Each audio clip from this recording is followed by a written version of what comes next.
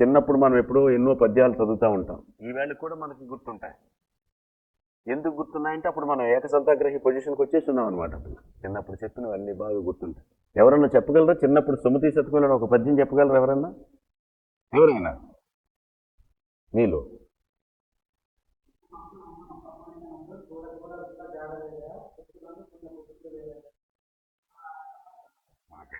బాగుంది. ఇంకా ఎనీబడి వేమనగా ఇంకొకటి ఏదన్నా? అల్పుడెప్పుడు పలుకు.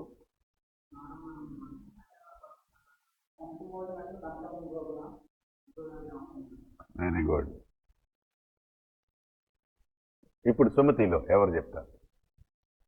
వినదగునెవ్వరు చెప్పిన వినినంతనే వేగపడక వివరించదగును కని కల్ల. Very good. Good boy. What's your name? Jayavardhan.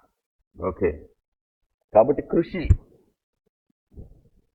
ఉంటే మహాపురుషులు కూడా కావచ్చు. తరతరాలకే తరగని వెలుగవుతారు, ఇలా వేలుపులు అవుతారు. కృషితో నాస్తి దుర్భిక్షం, జపతో నాస్తి పాతకం. కృషి చేస్తే ఇక దుర్భిక్షం అంటూ ఉండదు అనమాట. అది నాలెడ్జ్ కావచ్చు, ఏదైనా కావచ్చు.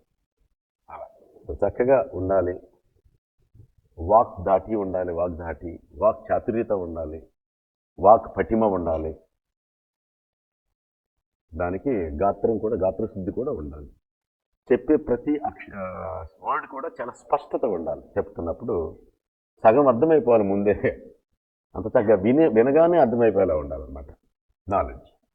విద్య వ్యయకృతే వర్ధతే విద్యాధనం సర్వధన ప్రధానం. అంటే ఖర్చు పెట్టే కొద్ది వృద్ధి చెందేది విద్య మాత్రమే. జ్ఞానం మనం ఎవరికైనా చెప్తా ఉంటే బాగా గుర్తుండిపోద్ది. ఎవరు చెప్తున్నారు కదా ఇప్పుడు, అల్పుడిప్పుడు వాళ్ళకి ఈవేళ ఎలా చెప్పగలిగాడు? అలా ఖర్చు పెడుతూ ఉన్నాడు కాబట్టి గుర్తుండిపోద్ది. చెప్తా ఉంటే, మాట్లాడుకుంటూ ఉంటే అన్నీ వస్తూ ఉంటాయి. ఈ మన మహాపురుషులు రాసినటువంటి ఈ శతకాలన్నీ కూడా ఎంతో అనుభవాలతో రాసినవి. ఈవేళ కూడా అవి పనికి వస్తాయి మనకి. నేను అందుకే ఒక ఉదాహరణకి చెప్తా ఉంటాను. పుస్తకం వనితా విత్తం పరహస్తం గతం గత అథవా పునరాయేతి జీర్ణం భ్రష్టాచి ఖండశ. అర్థమైందా? పుస్తకం వనిత అంటే స్త్రీ, విత్తం మనీ. పుస్తకం వనిత విత్తం పరహస్తం గతం గత. పరహస్తం వేరే వాళ్ళకి వెళ్ళిపోయినట్లే. అథవా ఇఫ్ ఎట్ ఆల్ పునరాయేతి వస్తే, పుస్తకం జీర్ణావస్థలో, వనిత భ్రష్టాచి, విత్తం ఖండశ. ఇప్పుడు కూడా ఎవడికో మనం 1000 రూపాయలు ఇస్తే వాడు ఇచ్చినప్పుడు ఒక 100, ఒక రోజు 50, అవునా, ఖండాలుగా ఇస్తాడు. తీసుకోవటం మాత్రం ఒకసారి తీసుకుంటాడు. సో ఈవేళ కూడా ఏనాటి శ్లోకం అది? Too much. మన గొప్పవాళ్ళు వాళ్ళంతా. అంటే వాళ్ళు ఎవరు కాంటెంపరీస్ అనమాట, ఎప్పుడు సమకాలికలే వాళ్ళు. ఈవేళ కూడా వాళ్ళు ఇప్పుడు మనతో పాటు ఉన్నట్టు లెక్క. ఇవన్నీ మనం చెప్తున్నది ఎందుకంటే కేవలం మీరు చదువుకునే సబ్జెక్టే కాదు, అన్ని రకాల నాలెడ్జ్ మనకు ఉండాలి. పురాణాల గురించి మనకు తెలియాలి. పురాణాలు ఎన్ని పురాణాలు ఉన్నాయి హైందవ సంప్రదాయం ప్రకారం? ఎనీబడి? అష్టాదశ పురాణాలు ఎన్ని? 18. 18 ఎన్ని చెప్పగలరు మీరు?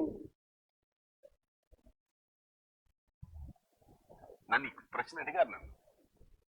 అప్పుడు నేను ఒక శ్లోకంతో జవాబు చెప్పాను. మధ్వయం చైవ భ్రత్రయం వా చతుష్టయం అనాపలింగ కూస్కాని పురాణేని ప్రచక్షతే. మధ్వయం చైవ భ్రత్రయం వా చతుష్టయం అనాపలింగ కూస్కాని పురాణేని ప్రచక్షతే. మధ్వయం మత్స్య పురాణం, మార్కండేయ పురాణం. మా అనే అక్షరంతో 2 పురాణాలు.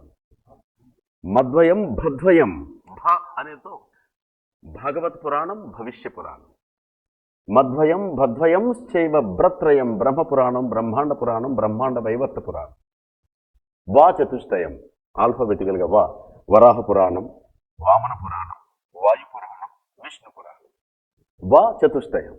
అనాపలింగ కూస్కాని పురాణేని ప్రచక్షతే. ఆ అగ్ని పురాణం, నారద పురాణం, పద్మ పురాణం, లింగ పురాణం, గరుడ పురాణం, అనాపలింగ కూర్మ పురాణం, స్కాంద పురాణం. అయిపోయింది 18. ఆ విధంగా నేను శ్లోకంతో జవాబిచ్చాను. అంటే ఎందుకు చెప్తున్నానంటే మన కేవలం మన సబ్జెక్ట్ గురించి కదండి. మా నాన్నగారు మంచి పండితులు, జ్యోతిష్యులు.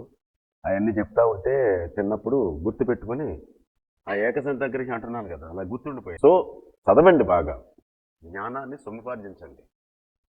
జ్ఞానానికి మించినటువంటి అసెట్ ఏదీ లేదు, అంతకు మించిన అందమే లేదు అసలే. అందమే ఆనందం, ఆనందమే జీవిత మకరందం. అది అలా చెప్పుకుంటూ పోతే ఎన్నాళ్ళైనా ఎంతసేపు అని చెప్తూ ఉండొచ్చు పురాణ కాలక్షేపంలో.